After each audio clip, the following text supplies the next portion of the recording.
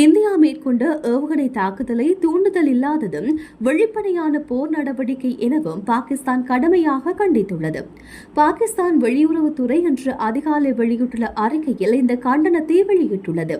இந்திய விமானப்படை தங்கள் விமானங்களை இந்திய எல்லைக்குள் வைத்தபடி முரிகோ, பாகல்பூர் மற்றும் ஹொட்வின் முசாஃபராத் பகுதியில் சர்வதேச எல்லையை தாண்டி பொதுமக்கள் வாழும் இடங்களை குறிவைத்து தாக்குதல் நடத்தியதாகவும் இது பாகிஸ்தானின் இறையாண்மையை சீர்குலைக்கும் செயல் என குற்றம் சுமத்தியுள்ளது.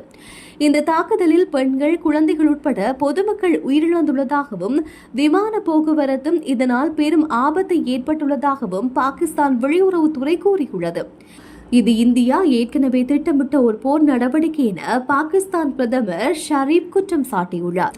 இந்தியாவின் இந்த போர் துவக்க தாக்குதலுக்கு பாகிஸ்தான் உரிய பதிலை வழங்கும் உரிமை பெற்றிருக்கின்றது.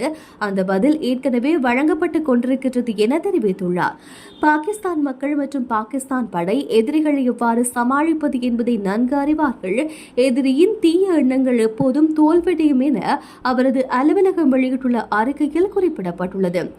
இந்திய தாக்குதலை அடுத்து பாகிஸ்தான் தேசிய பாதுகாப்பு குழுவுடன் அவசர ஆலோசனை கூட்டம் ஒன்றை பிரதமர் நடத்தியுள்ளதாக தகவல் மற்றும் ஊடகத்துறை அமைச்சர் உறுதிப்படுத்தியுள்ளார். இந்த தாக்குதல் இந்திய நிர்வாகத்தில் உள்ள காஷ்மீரில் சுற்றுலா பயணிகள் மீது நடத்தப்பட்ட பயங்கரவாத தாக்குதலுக்கு பின்னர் இடம்பெற்றுள்ளது. இத்தாக்குதலை இந்தியா பாகிஸ்தான் திட்டமிட்டதாக குற்றம் சாட்டியது. ஆனால் பாகிஸ்தான் இதனை முற்றாக மறுத்துள்ளது.